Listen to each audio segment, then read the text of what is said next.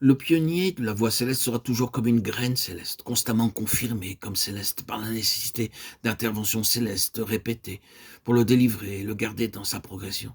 C'est vrai pour la vie spirituelle. Nous serions allés sur une petite voie, nous aurions arrêté. Cela aurait été notre fin. Si le céleste n'était pas intervenu, si Dieu n'avait pas attesté le fait que nous appartenons au ciel. Tout cela est clairement vu comme accompli en Christ. Cette graine divine, sa naissance, était une intervention céleste, un miracle. À son baptême, le ciel s'est encore ouvert et a déclaré: c'est mon bien-aimé. Sa croix ne fait pas beaucoup penser à une intervention du ciel, mais considérons bien cela. N'oublions pas que le Nouveau Testament ne parle jamais de la croix de Christ sur le seul aspect de la mort. Dans le Nouveau Testament, la croix a deux côtés, la mort et la résurrection. Vous l'avez crucifié, vous l'avez fait mourir par la main des impies. Dieu l'a ressuscité en le délivrant des liens de la mort, parce qu'il n'était pas possible qu'il soit retenu par elle. Acte 2, 23-24. Le monde a fait tout ce qu'il a pu. Il s'est épuisé lui-même contre lui. Les puissances du mal se sont épuisées elles-mêmes. Que pouvaient-elles faire de plus? Ah, maintenant, le ciel vient et prend les tous en otage.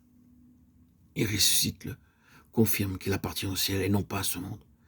Il n'est pas la propriété, le jouet de l'un ou de l'autre, de ces pouvoirs néfastes qui gouvernent ce monde. Il appartient au ciel, et le ciel non seulement intervient, mais il l'élève, il l'emmène en haut, hors et au-dessus de tout cela. Son histoire spirituelle est l'histoire spirituelle des pionniers de la voie céleste. Il est le pionnier, au-delà du voile, là où Jésus est entré pour nous. Hébreux 6, 19 nous dit cette lettre aux Hébreux. En considérant Abraham, nous voyons un autre aspect en relation avec Josué et Caleb. Ceux-ci, comme Abraham et tous les pionniers, étaient un maillon entre l'échec et la réalisation. Considérons le monde quand le Dieu de gloire apparut à notre père Abraham, acte 7.2. En Our, en Chaldée, regardez le monde et cherchez ce qui est du ciel. Où le trouvez-vous? Où est l'expression de la pensée céleste de Dieu? Il me semble qu'une fois de plus, elle est disparue. Il ne semble plus y avoir de témoignage de cette pensée céleste de Dieu, d'un témoignage céleste de quelque chose qui représente et exprime la pensée du ciel. Où est-elle? Alors, le Dieu de gloire apparut à notre père Abraham, et il devenait le maillon entre l'échec et la réalisation. Josué et Caleb ont aussi représenté cela. Ici, nous voyons l'histoire d'un échec dans le désert. Pour ce peuple, où est la pensée céleste? Pour eux, où est la pensée de Dieu? Cependant, Dieu n'a pas renoncé. Cela peut sembler avoir disparu. Il en a été ainsi encore et encore, mais le ciel intervient et établit un maillon entre l'échec et le triomphe du ciel.